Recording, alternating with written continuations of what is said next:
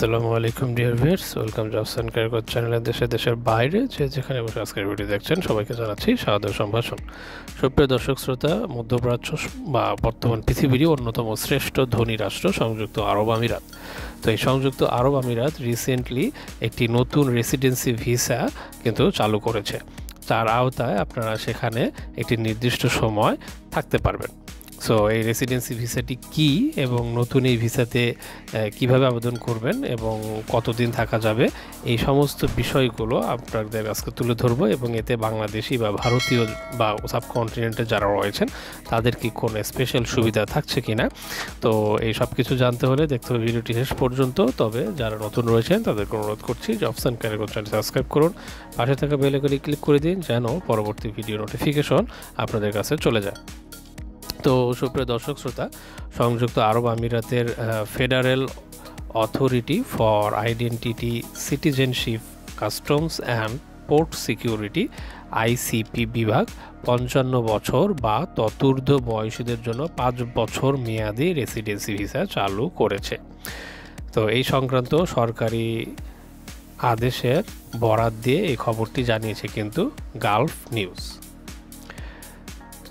ICP বিভাগ জানায়, নতুন নিয়মে 55 বছর বা ততূর্ধ্ব বয়সী প্রবাসীরা সংযুক্ত আরব আমিরাতে রেসিডেন্সি ভিসার আবেদন করতে পারবেন। যারা এর আগেও সংযুক্ত আরব আমিরাতে ছিলেন, 55 বছর বয়স পূর্ণ হলে তারাও সেখানে থাকার জন্য ভিসার আবেদন করতে পারবেন। এছাড়া সংযুক্ত আরব আমিরাত কিংবা তার বাইরে কোনো দেশে কমপক্ষে 15 বছর কাজের অভিজ্ঞতা থাকলেও কিন্তু এই ভিসার আবেদন করা যাবে। এক্ষেত্রে ব্যক্তিগত যে আবেদন করবে সেই আবেদনকারীর কমপক্ষে 1 মিলিয়ন দিরহামের সম্পদ অর্থ থাকতে হবে। এর বাইরে মাসিক 20,000 দিরহাম আয়, দুবাইয়ের হলে 15,000 দিরহাম হলেও চলবে। ভিসার আবেদনের জন্য সর্বশেষ 6 মাসের ব্যাংক স্টেটমেন্ট জমা দিতে হবে। এই ভিসা হবে 5 বছরের জন্য। 5 বছর পর একজন সব শর্ত পূরণ সাপেক্ষে পুনরায় ভিসার আবেদন করতে পারবেন।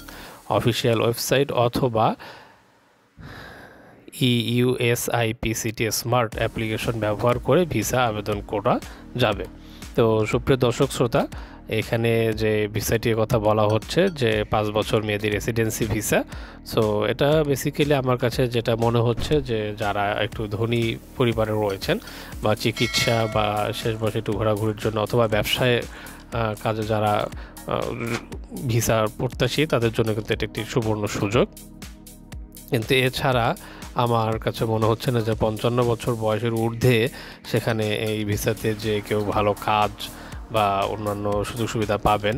এবং এর জন্য যে নির্দিষ্ট অ্যামাউন্ট, যেমন 1 মিলিয়ন দিরহাম সম্পদ অথবা আপনার মাসিক 20,000 দিরহাম আয় থাকতে হবে এবং 6 মাসের ব্যাংক স্টেটমেন্ট জমা দিতে হবে, সেই শর্তগুলির বেড়াজাল।